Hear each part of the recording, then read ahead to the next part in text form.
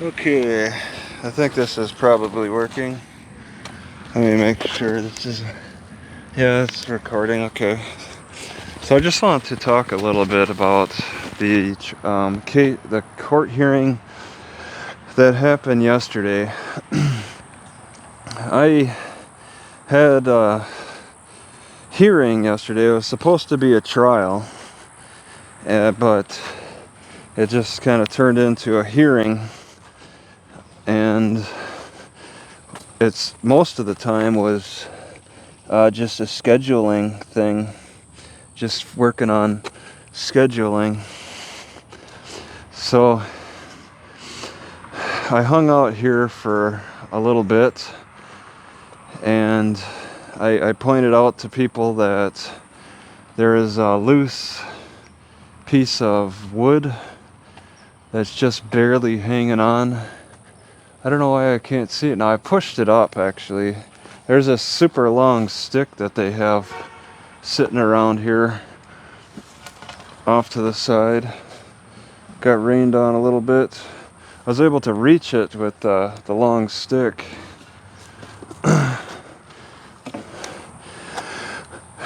And it doesn't look like a problem anymore. But I hung out here just nervous. It's nerve-wracking waiting and watching everybody come in. And a lot of people were not coming in by this through, or were not coming through these doors. They were going through the other side. So I was missing recording opportunities because they were entering another way.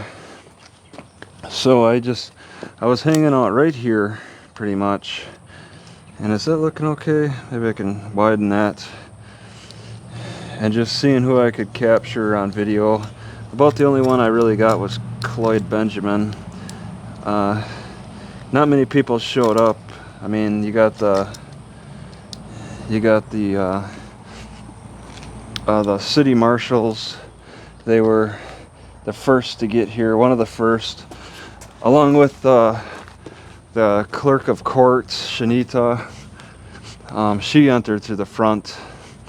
But yeah, just waiting here. It's just something that I had to do. I had to get here early just to try to get acclimatized to this. I don't like showing up late for things. So yeah, I waited, and then about the last 10 minutes I went in, and they were telling me that I couldn't have cameras and stuff, recording devices. And I showed them. Since I bicycled here, I parked my bicycle over here. I had my tablets, which I put all my notes on, and they took them from me, and then said that I couldn't use them in the courtroom. And then when Judge Barber came in, I asked to use my tablets, and he told me no, I can't.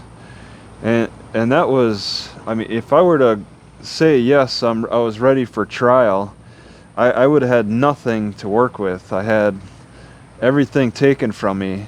Do they do that to lawyers? I mean, that's ridiculous. He says that is because I was recording, but I mean, they're tablets. I mean, sure, yeah, they record, but they weren't cameras. They weren't the voice recorder. They were tablets. Anything that looks like it might look like it can record, they take away.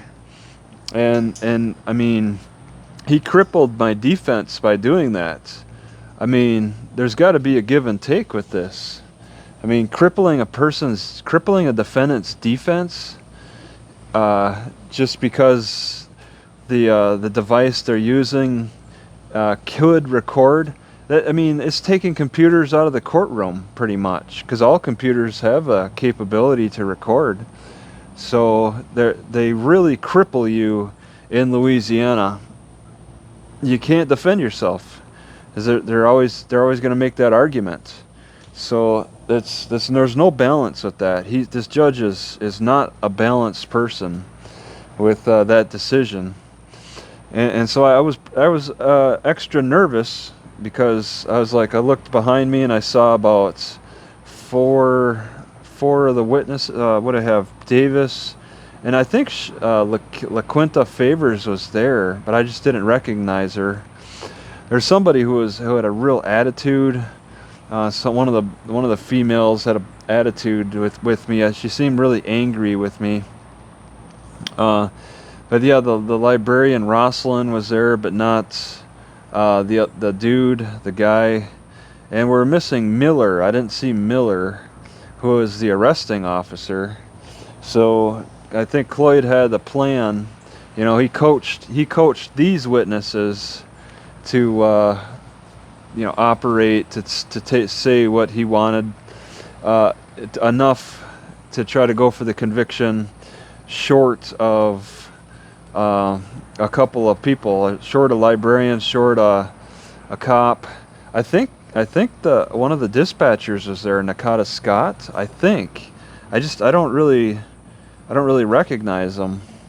So they were all there again, and they just kind of observed as I protested against going forward with the trial, and I said a bunch of things about getting a free lawyer and applying for indigency. I mean, I was getting to the point where I was going to talk about what happened with Judge Owsley, but Judge Barber is like, he asked me do I think the court should decide on my indigency, and I'm like, well, that's what I want to do. And so then he decided, he'll go through this list, just asking me questions right in court on the record about my financial status, and it was kind of in detail, talking about what I made and my expenses and stuff. And I mean, I don't make a lot. I qualify. I'm poor. I'm just a poor YouTube videographer. And then he offered Cloyd to ask questions. Cloyd asked 2 questions, but I don't know, I forget exactly what he asked. Something about income, trying to specify income or something. But it was an approved, and then that stopped the trial. This trial was at that point no longer something to consider. And then Cloyd said, let's reschedule, and we spent a lot of time rescheduling for everybody.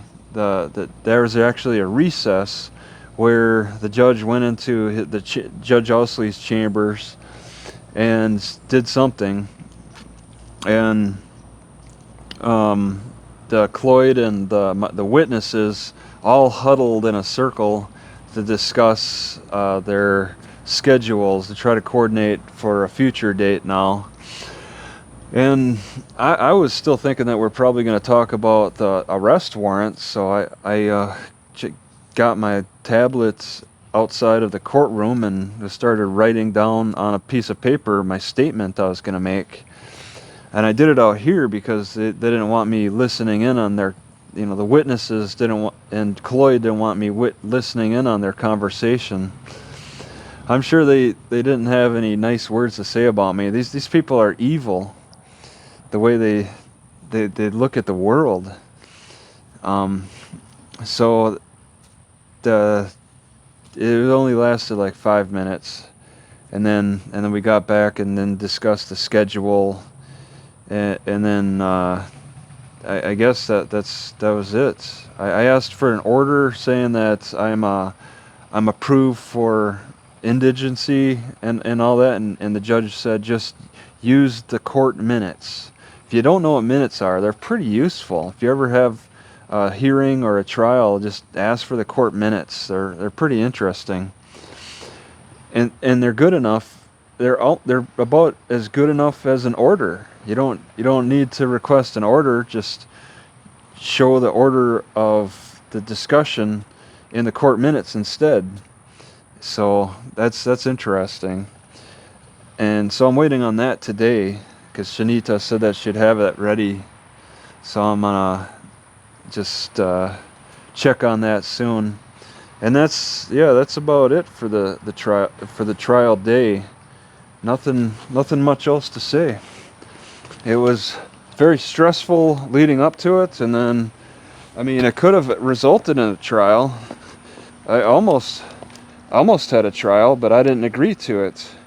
It was something that I didn't when he took my electronics away, that was just too much. That was just stepping over too much. So I look forward to having a lawyer represent me now, but I also want to work on my writ as well.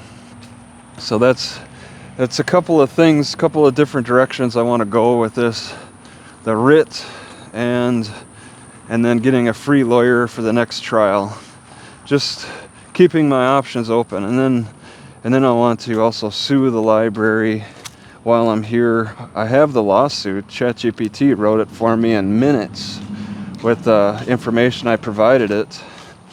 And then, yeah, maybe I'll be able to get back in the library, and this might be a little easier to wait on, because I got 3 months to wait now for the next trial. And that's no fun.